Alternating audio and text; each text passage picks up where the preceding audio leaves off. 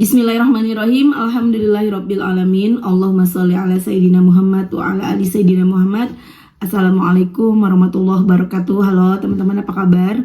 Mudah-mudahan teman-teman selalu dalam lindungan Allah Subhanahu wa taala. Amin ya rabbal alamin. Alhamdulillah, kali ini aku akan sharing lagi pengalaman sholawat dari teman-teman kita. Tapi sebelumnya jangan lupa ya teman-teman, di-subscribe dulu buat kalian yang belum subscribe, biar aku makin semangat lagi bikin videonya.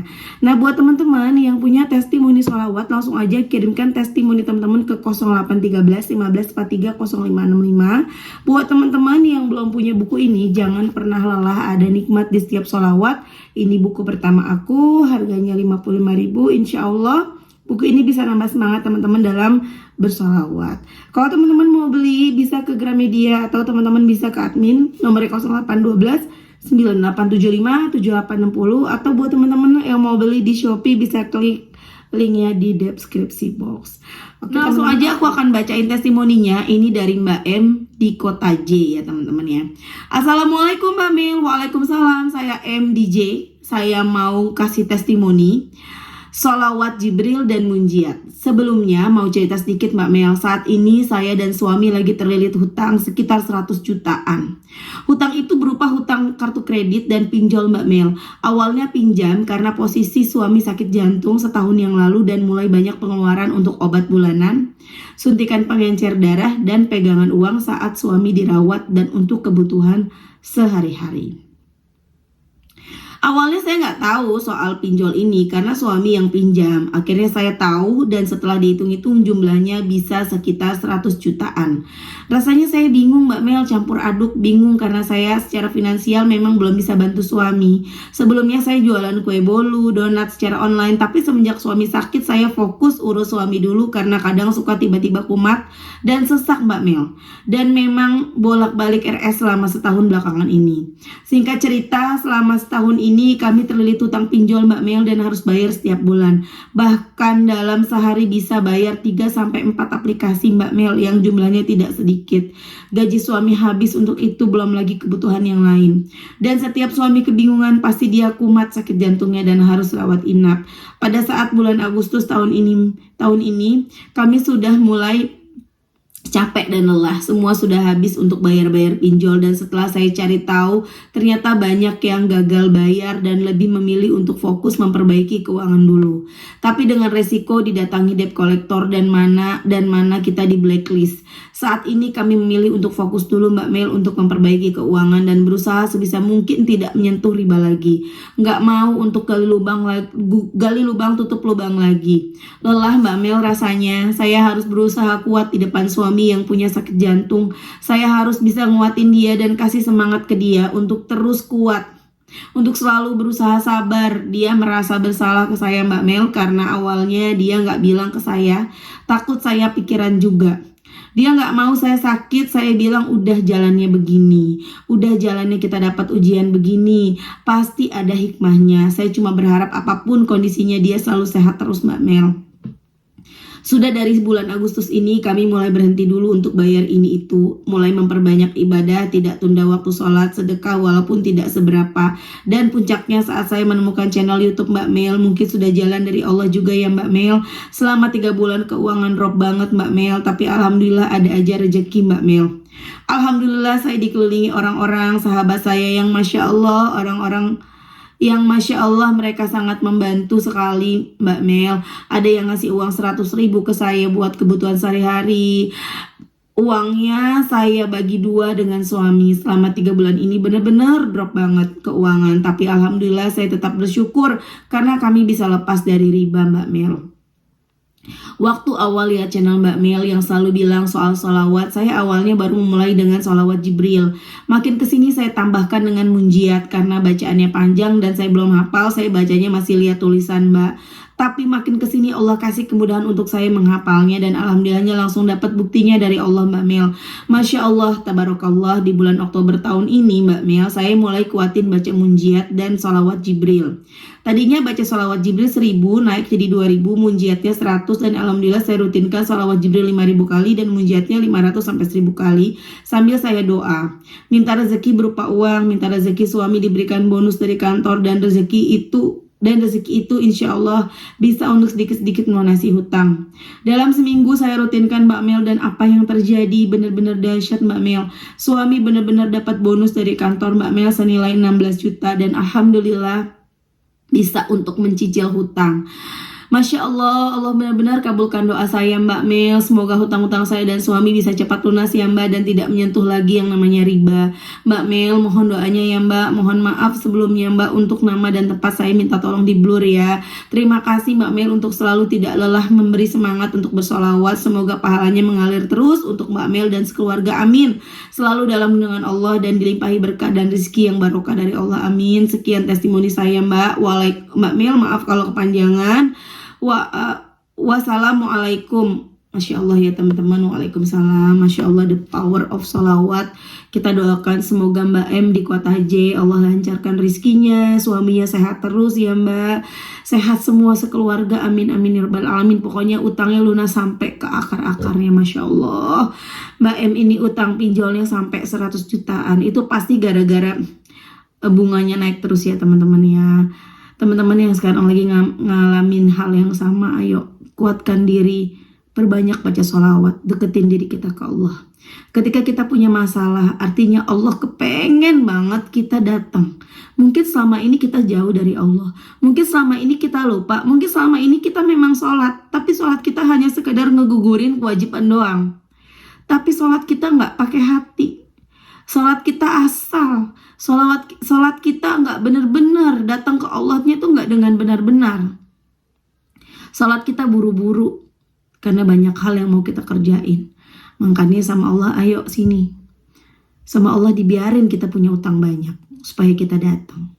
Akhirnya kita datang, akhirnya kita kenal sholawat, dan itu jauh lebih besar, jauh lebih berharga daripada kita tidak punya masalah. Coba deh, ketika teman-teman gak punya masalah, teman-teman gak kenal sholawat, rugi. Ya, rugi. Apalagi kalau kita baca sholawatnya cuman sekedar aja. Makanya aku bilang, kenapa kita pakai target? Bukan berarti harus ditargetkan. Rasulullah tidak pernah menyuruh kita mentargetkan baca salawat sekian. Hanya saja beliau bilang semakin banyak kita baca semakin bagus. Bahkan ketika kita menghabiskan waktu kita hanya untuk bersalawat, maka apa yang menjadi keinginan kita itu semuanya qabul. Nggak ada yang nggak qabul. Tuh, dahsyat banget deh kalau kita udah salawatan. Yuk teman-teman, salawatan. Salawatan deh pokoknya, terserah ya, mau salawat Jibril, Munjiat, Nariyah, apapun, semua salawat sama. Baca salawat yang paling teman-teman senang, yang paling teman-teman suka. Kalau bisa baca dalam hati itu lebih bagus teman-teman. Itu bisa jadi benteng diri loh dari kayak misalnya ada gangguan-gangguan jin gitu ya. Jinnya entah itu jin yang memang sengaja menggoda atau yang kiriman-kiriman, itu bagus kalau kita baca benar-benar dalam hati gitu ya. Aku diajarin sama Habib di sini ya. Nah, Habib Umar namanya, beliau bilang bacanya dalam hati gitu loh. Itu yang lebih bagus. Jadi mulutnya jangan komat kamit. Jadi diem gitu. Tapi memang nggak mudah ya teman-teman ya. Terserah, tapi kalau kita belum sanggup, kita maunya sambil diucap ya nggak apa-apa. Aku juga sambil diucap kok. Paling kalau lagi di jalan, lagi ke pasar, lagi beli ikan kayak tadi lagi beli ikan ya dalam hati. Karena nggak mungkin aku komat kamit kan gitu ya. Lanjut teman-teman, aku akan baca testimoni yang kedua ya. Ini dari Mbak. Wah, namanya sama nih ya. Namanya Mbak M juga. Cuman yang tadi itu inisialnya M, sama juga ya, cuman yang pertama tadi ME, yang sekarang MA nih. Cuman kalau ini dari Mbak MA di Jakarta. Lanjut aku baca ya. Assalamualaikum Mbak Mel, aku MA dari Jakarta. Kalau masuk ke testimoni mohon disamarkan namanya ya. Aku sudah ngikutin Mbak Mel dari tahun lalu. Sebenarnya udah sering dengar istilah kalau mau sesuatu sholawatin aja dulu. Cuma saat itu cuma sebagai bahan candaan sama temen-temen kalau lagi di jalan lihat mobil bagus. Dan memang kita sholawatin bareng-bareng, abis itu udah hilang lagi dari pikiran. Sampai akhirnya aku ketemu IG Mbak Mel. Saat itu aku lagi di keadaan dimana aku lagi lanjut kuliah S1ku.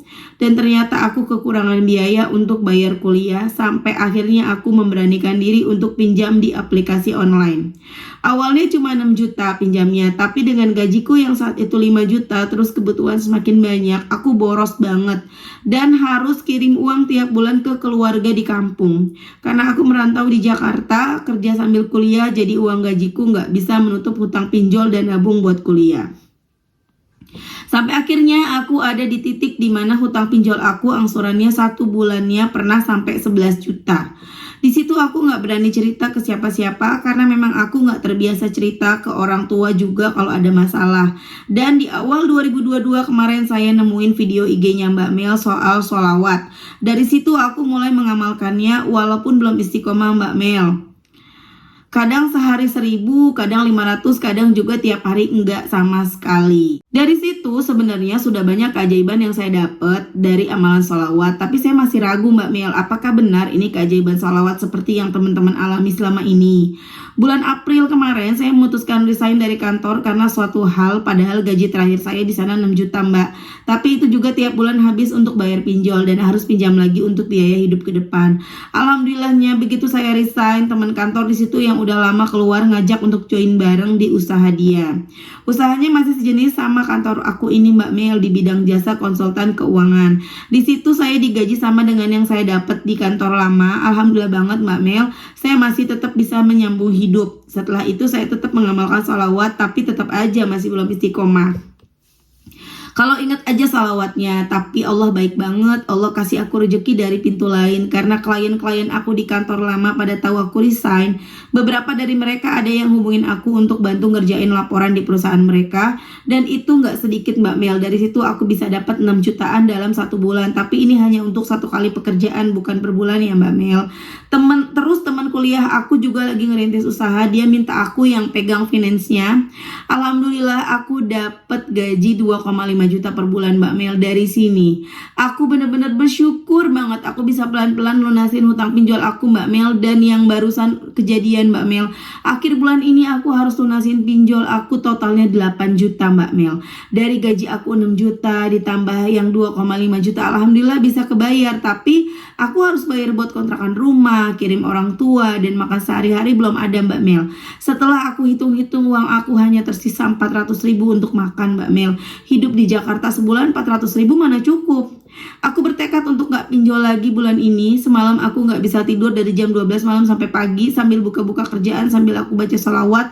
Sampai saat ini baru dapat 6.000. Tapi tahu gak Mbak Mel, tiba-tiba teman aku bayar utang 300.000 tadi siang, padahal aku gak nagih. Karena memang aku jarang nagih kalau ada teman yang berhutang.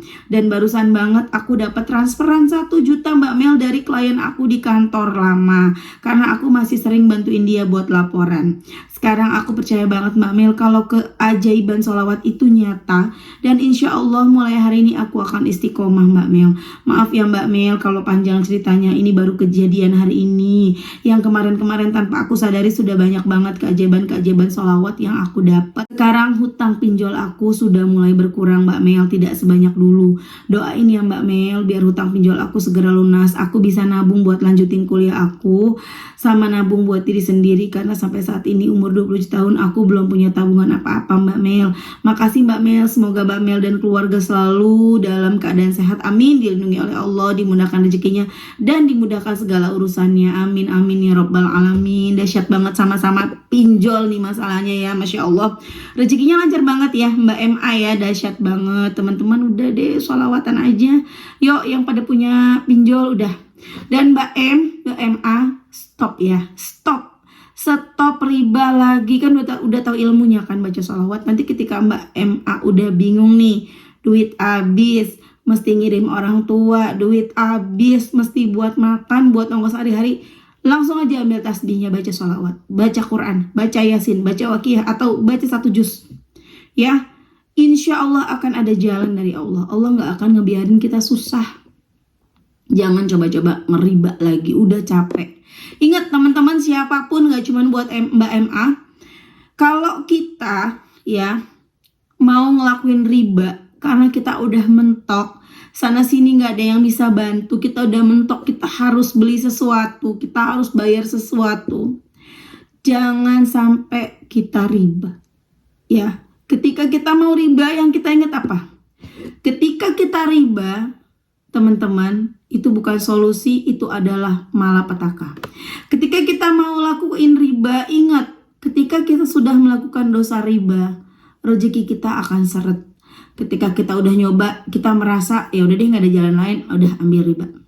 Buat bayar ini, buat beli ini, buat itu. Padahal setelah itu rezeki kita seret, teman-teman. Nambah dosa lagi deh, rezeki seret deh. Akhirnya udah rezeki seret, minjem lagi deh, minjem kapan selesainya? Akhirnya ujung-ujungnya nyalain salawat. Aku udah salawat, kenapa hutangku tambah banyak? Lah salah sendiri gitu loh. Ya banyak banget dari teman-teman, Mbak aku udah baca salawat, kenapa hutangku tambah banyak? Kenapa hutangku nggak lunas-lunas? Ya salah sendiri, kan udah tahu ilmunya, sabar. Sabar, ketika udah mentok, jangan coba-coba ngeriba lagi. Cara untuk bisa berhenti dari riba adalah stop riba, stop, jangan buka hutang baru, stop. Selesaikan pelan-pelan, sabar, stop, terima resikonya. Terima resikonya, mau nggak mau. Lebih baik kita menerima resiko di awal daripada kita mencoba lagi untuk berusaha menyelamatkan diri dari segala resiko itu. Kita coba pinjam lagi yang ujung-ujungnya makin banyak, resikonya makin besar.